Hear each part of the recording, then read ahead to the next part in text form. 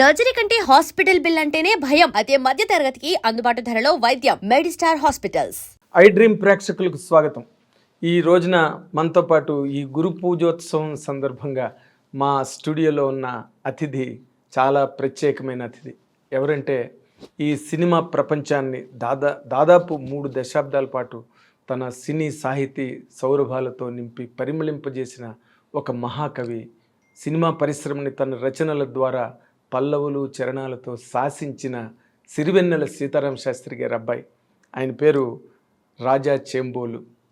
ఒరిజినల్గా అతను చాలా పెద్ద పేరు ఉంది అతనికి, కానీ కట్ షాట్ చేసి సినిమా కోసం అని చెప్పి రాజా చేంబోలు అని ఇంటి పేరుతో పాటు పెట్టుకున్నారు. ఆ అతిథి ఈ రోజున మన ఐ డ్రీమ్ స్టూడియోలో ఉన్నారు. Most welcome. నమస్తే Raja, most welcome. Most welcome. It's a very eventful day to have you in the studio. నాన్నగారితో పాటు నాకున్న ట్రావెల్, అఫ్ కోర్స్ సినిమా పరిశ్రమలకు ఒక్కొక్కరికి ఒక్కొక్క సీతారామ శాస్త్రి గారు ఉన్నారు ఇండస్ట్రీలో. అలాగే నాకు కూడా చాలా మెమరీస్ ఉన్నాయి. ఎస్, నాకు సీతారామ శాస్త్రి గారు ఉన్నారు అందరిలాగే. వాళ్ళ అబ్బాయిగా నిన్ను ఇంటర్వ్యూ చేయడం, నీ కెరీరు, నీ అనుభవాలు, నీ జ్ఞాపకాలు ఇవన్నీ కూడా మా ప్రేక్షకులకి చాలా చాలా అపురూపమైనవి. అందుకని it is a great privilege for us to have you in the studio. ఇప్పుడు జనరల్గా నాన్నగారు సినిమా పరిశ్రమలోకి రావడం, ఆయన రచయితగా పాదు వేసుకోవడం, ఆయన విత్తనాలు పెరిగి మహా వటవృక్షాలై సినిమా పరిశ్రమలో, ఆయనే చిగురు సినిమా పరిశ్రమకి అన్నంత స్థాయికి ఎదగడం, ఈ ప్రయాణం అంతా నువ్వు ఆర్ యూ కాన్షియస్లీ వాచ్ఫుల్? లేదండి, అంటే నాకు ఊహ తెలిసేటప్పటికే he's a very very very famous writer. ఎందుకంటే నాకు ఊహ తెలిసినప్పటికీ 94-93 ఆ టైంకి. ఓకే, అయితే ఆయన already is very well established, అప్పటికి చాలా మంది తెలుసు. కానీ ఇప్పుడు మనం చూసామంటే అప్పటికి it's only 6-7 years in to the field ఆయన రావడం. బట్ ఆయన రావడమే నంది అవార్డుతో వచ్చారు. ఫస్ట్ 3 సినిమాలకి నంది అవార్డు, ఫస్ట్ 3 ఏళ్ళు నంది అవార్డు. ఫస్ట్ సినిమాతోనే ఫస్ట్ పాటతోనే షాక్ ఇచ్చి షేక్ చేశారు సినిమా పరిస్థితి. సో ఓవర్ నైట్ ఆయన పాపులారిటీ అంత రీచ్ అయిపోయింది. కాబట్టి నేను పెరుగుతున్నప్పటికే everybody knows that it's him. Yes yes, అంటే నువ్వు ఆల్రెడీ నీకు ఈ ఊహ తెలిసి ఈ ప్రపంచం నీకు తెలిసే టైంకే Sitaram Sastry celebrities son. Yes, అప్పటికే. బట్ లక్కీలీ మేము చెన్నైలో పెరిగాం కాబట్టి తెలుగు వాళ్ళందరికీ బాగా తెలుసు, తమిళ వాళ్ళు ఎవరికి తెలియదు. అప్పుడు ఎంతైనా 90s ఈ బిహైండ్ ద సీన్స్ వాళ్ళ మీద అవగాహన తక్కువ. అవును అవును అవును, చాలా శ్రద్ధతో చూసేవాళ్ళు, లేకపోతే అప్పట్లో క్యాసెట్ల వెనకాల లిరిక్స్ చదువుకుని వినే వాళ్ళకి తప్ప అవును మామూలు వాళ్ళకి లిరిక్స్ వాటి గురించి పెద్దగా అవగాహన ఉండేది కదా. తమిళియన్స్కి తక్కువ జనరల్గా తెలుగు వాళ్ళ మీద. ఎగ్జాక్ట్లీ. తర్వాత ఈ ప్రతి టెక్నీషియన్కి ఒక గుర్తింపు వచ్చిందంటే ఈ రోజున టీవీ ఛానల్స్ వల్ల కానీ, లేకపోతే యూట్యూబ్స్ వల్ల కానీ, సోషల్ మీడియా వల్ల కానీ. ఆ రోజు ఏమీ లేదు కదా, ఊరికే ఒక న్యూస్ పేపరు, ఇందాక నువ్వు అన్నట్టుగా క్యాసెట్ చూసి చదువుకునే ఫోల్డర్ చూసి పాట ఎవరు రాశారు అని, అప్పుడు లేకపోతే ఏదో రేడియోలో అప్పుడప్పుడు వినడం తప్పితే రేడియోలో అంతే, వేరే సాధనం లేదు అప్పట్లో.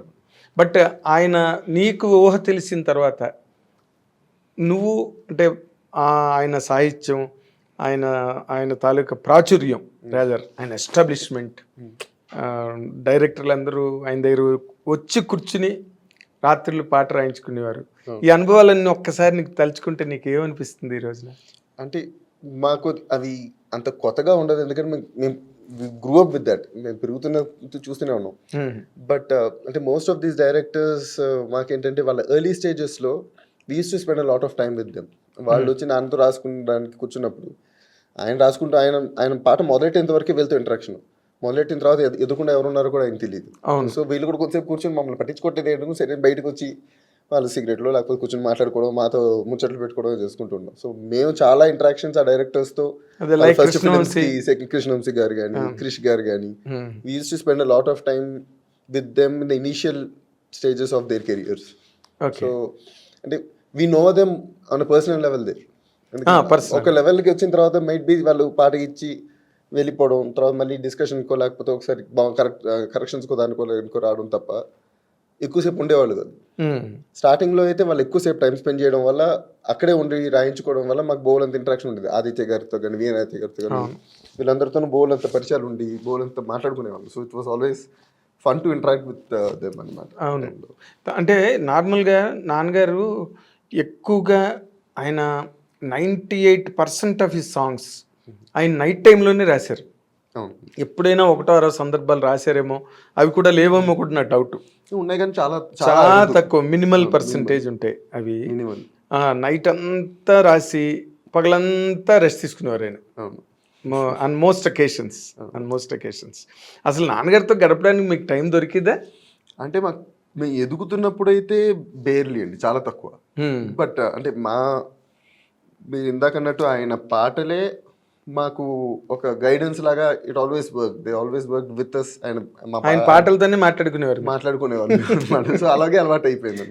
ఎందుకంటే చిన్నప్పుడు ఆయనకి సినిమా ఫీల్డ్ లో వచ్చిన తర్వాత రాత్రి పాటలు రాస్తారని తెలుసు, కానీ ఆయన ముందు నుంచి కూడా ఎప్పుడు రాత్రి మెలుకునేవాడు.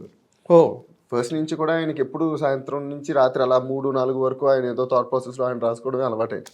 అవును. సో పాటలు కూడా అదే, ఆ టైంలో సైలెన్సే ఆయనకు బాగా హెల్ప్ అవుతుంది అనమాట. లోన్లీనెస్ అండ్ ఆయన ఏకాంతాన్ని ఎంజాయ్ చేసినట్టుగా ఇంకెవరూ ఎంజాయ్ చేయలేరు. ఆయన ఏకాంతాన్ని మాక్సిమం ఎంజాయ్ చేస్తారు. సో హీ విల్ ఇంట్రోస్పెక్ట్ చేసుకోవడానికి, మాట్లాడుకోవడానికి, ఆలోచించుకోవడానికి అన్నిటికీ ఆయనకి అదే బెస్ట్ టైం అనమాట. So exactly.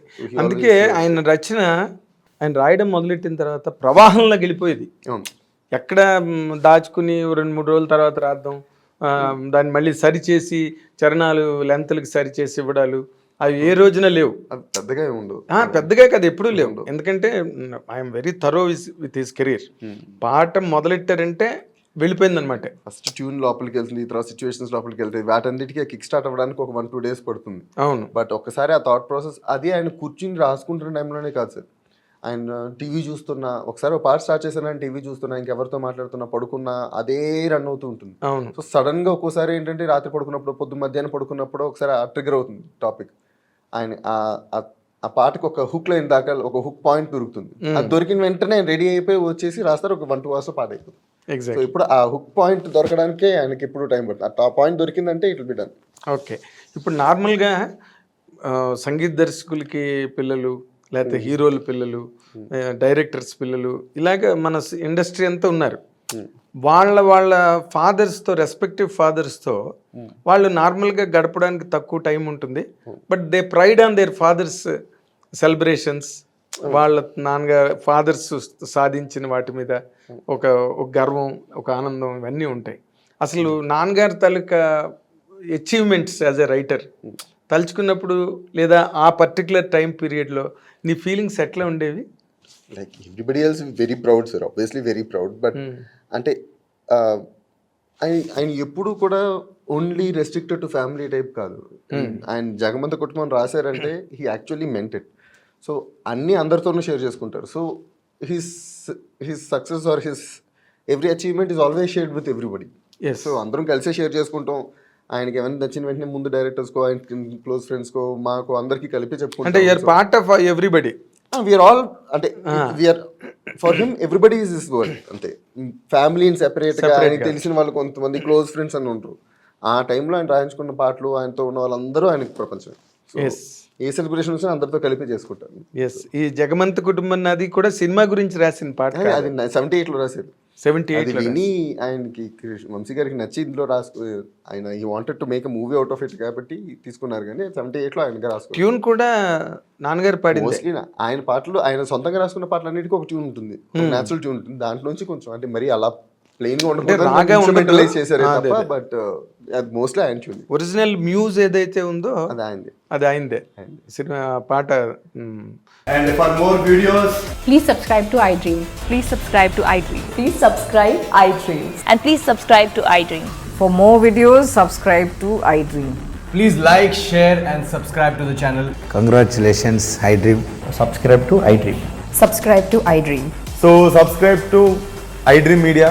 iDream ki iDream team andarki huge congratulations. Please subscribe iDream Media. Please subscribe to iDream.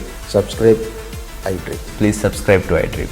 iDream అంటే నా కళల ఛానల్ సబ్స్క్రైబ్ చేసుకున్న నోరు తిరుగుతలేదు, మీరైతే గంట గుర్తు కొట్టండి. For more such videos, please subscribe to iDream. Subscribe to iDream. Please subscribe to iDream. Please subscribe iDream Media. Please do subscribe to iDream. Please subscribe to iDream Media. For best entertainment and information, please subscribe iDream. And don't forget to subscribe to iDream.